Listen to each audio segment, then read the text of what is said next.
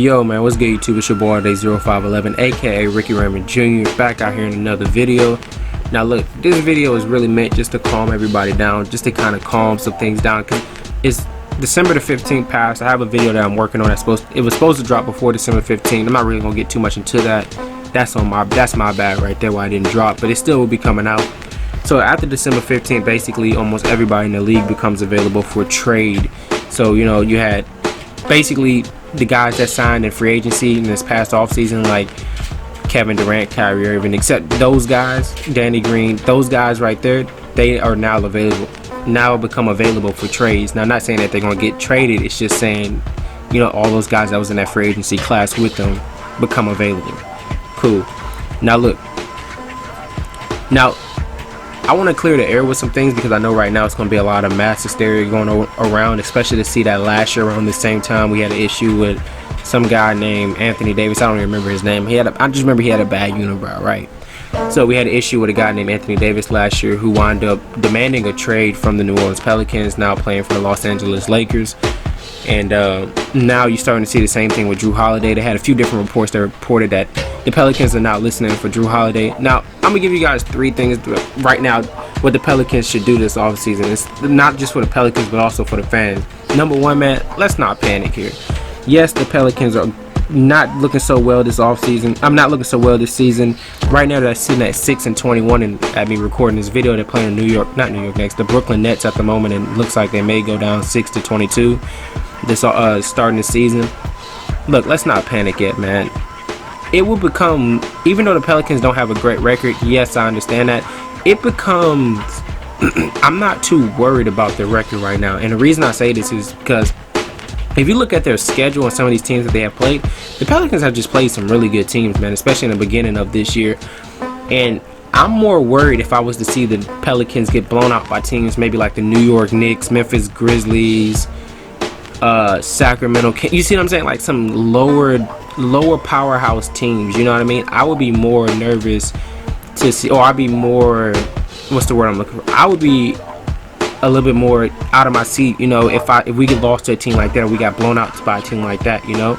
But the Pelicans, a lot of their games have been really close this year, and they could have won a lot of those games, especially like the season opener against the Toronto Raptors.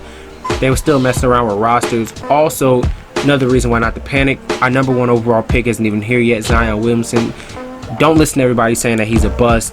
Whoop de whoop whoop. Yeah, okay, he's a bust, but you know, don't really listen to that, because nobody has seen the guy play. You seen him play in the preseason.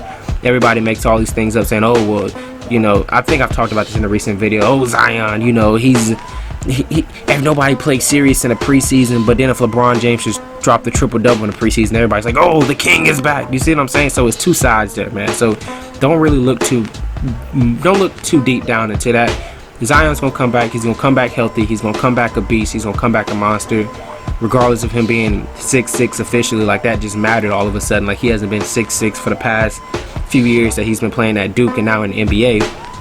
It doesn't really matter. Number two, David Griffin. This whole thing with this Jrue Holiday trade issue, it doesn't really fit the style, right? It doesn't really fit what David Griffin kind of advocated at the beginning of the season, right?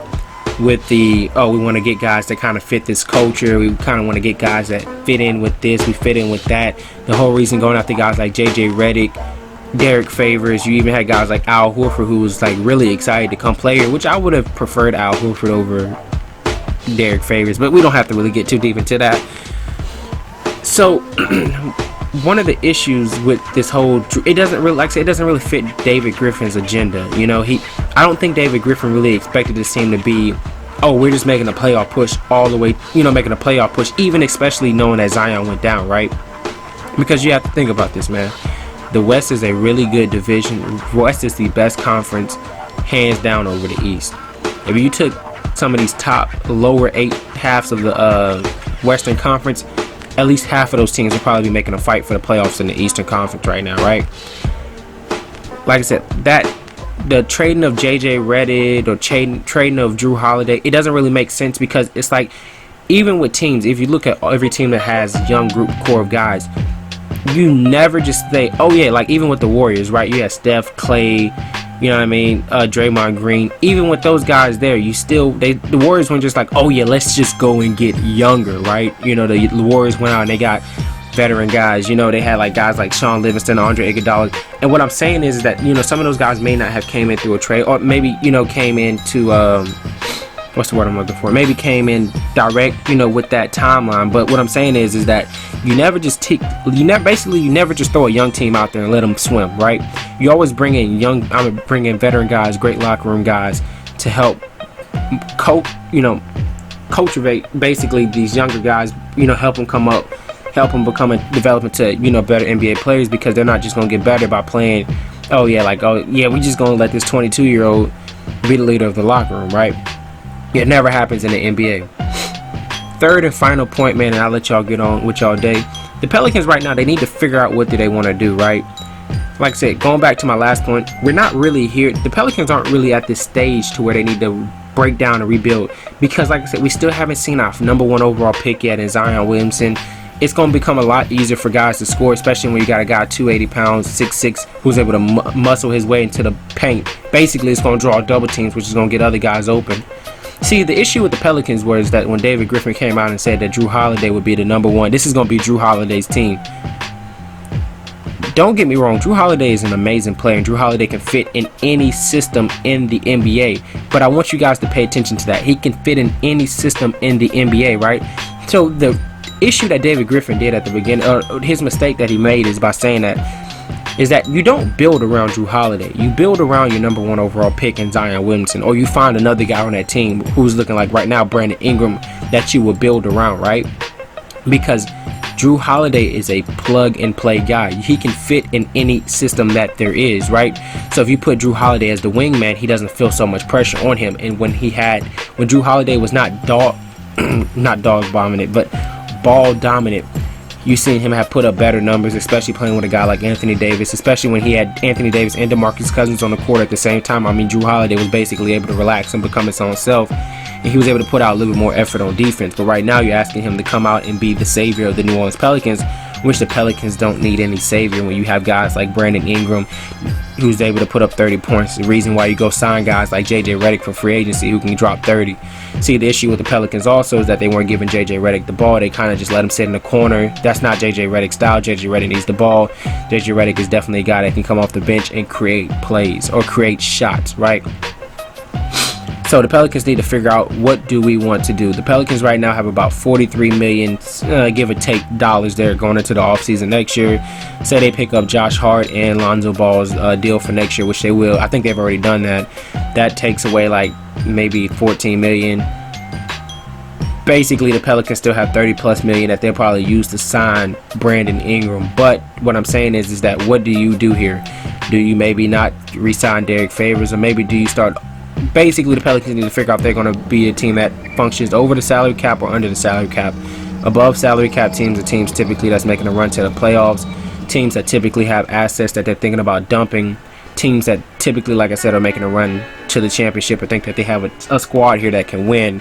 Under the salary cap teams are teams that normally are under a rebuild, teams that are kind of looking to try something different, getting rid of salaries, etc.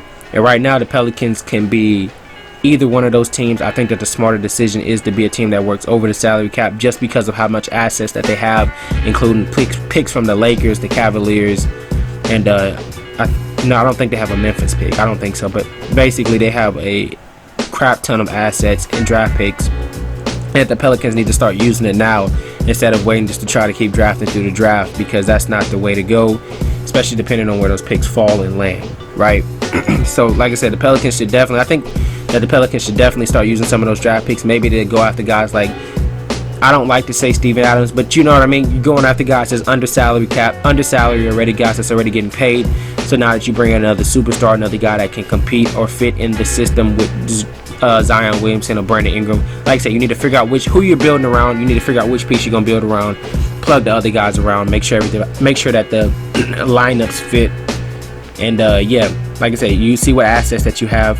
Reach out to other teams, see what maybe they're willing to give up. Maybe give up maybe a few of those picks for Kevin Love. I don't know. Kevin Love would be a great fit, man. Definitely can run the 5. Man, I would love to see Kevin Love in New Orleans, man. But like I said, we will only have to see, and time will tell. But trading players right now, trading players away just for younger guys to bring, trading basically our cornerstone pieces for young guys to bring in younger guys into a locker room that's already pretty young, not the smartest idea. So yeah, man, it's your boy All Day 0511. If you guys could hear it, man, I'm sick right now. You know what I mean? So bear with me. But yeah, man, definitely more videos to come soon.